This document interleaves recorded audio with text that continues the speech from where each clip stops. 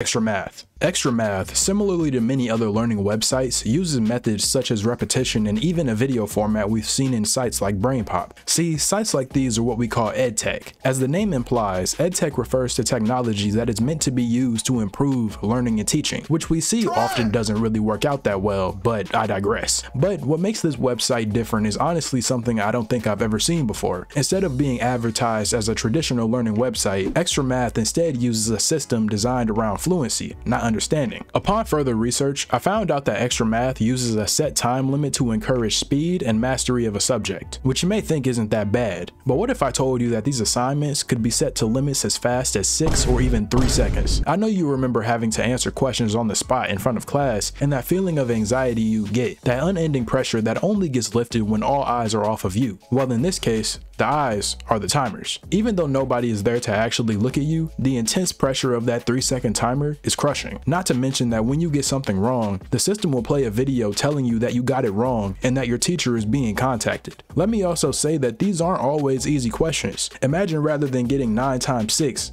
something easy, you get 44 times 73, and you have to answer in 3 seconds or you bet you're about to see that man in that red polo. That's the type of pressure that's introduced at such a young age. Now, don't get me wrong. Repetition and understanding is important. Sometimes you have to do things multiple times to get it to stick, but 44 times 73 in under 3 seconds? In your head? Mind you, a lot of the time, tables are stopped around 12, which makes sense because after you learn all of those, you're more likely to begin using a calculator for most assignments rather than mental math, which is why I'm so appalled you can even receive a question to answer that fast. I know for a fact I couldn't do that in 3 seconds. I briefly mentioned the video they play when you get something wrong, but I just want to dedicate an entire portion to the video real quick. When you get something wrong, there's a surge of negative emotion that coincides with this. On tests, quizzes, assignments, if these ever really mattered to you, you felt it. Every wrong answer feels like a punch in the gut and you, for the lack of a better word, feel worthless. That's the pressure and anxiety that comes with completing questions. Whether or not you've experienced that is subjective, of course, but I know it's a common feeling.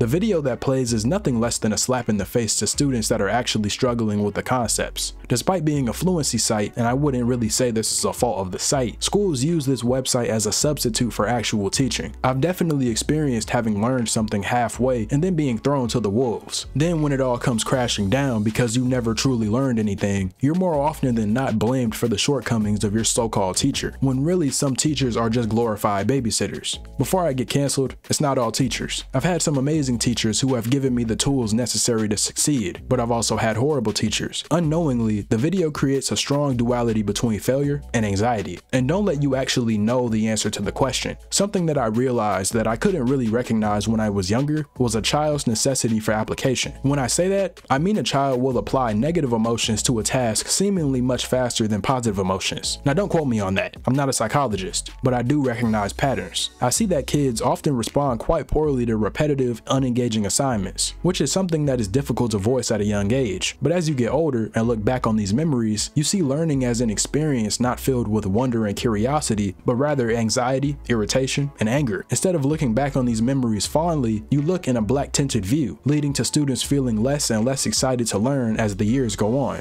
That's the reason so many of us feel as though IXL and iReady were the worst of the worst. I mean, they were, but it's so much more serious than just that. They fundamentally changed the way learning is viewed, and very quickly at that. IXL has only been around for 27 years, and the oldest person a part of Gen Z is about 28. Do you see my point? Gen Z's experience with XtraMath has seemed to be all but negative. Not every website we've had to use has been the worst thing on the planet. Khan Academy, cough cough, wink wink, was an interesting website. I'd say it's leagues better than a lot of the sites we see, though Khan Academy has its own set of problems. I'll save that for another day, which makes me wonder why these sentiments aren't more widely reported. If students are genuinely having trouble adapting to and using the site, for what purpose is it still being used? I've seen so many comments saying that XtraMath sucks. I mean, this video is the result of a poll that I made and the vote was overwhelmingly clear. I guess slow progress is good progress. Hopefully something changes soon. I want to shout out a couple of my subscribers on the channel. None of this would be possible without the love and support that each and every one of you have been giving me. As I've said before, the support has been overwhelming and I'm honestly honored to have been given the opportunity to have our voices heard. It's been really fun so far and I'm looking forward to making these videos for as long as necessary.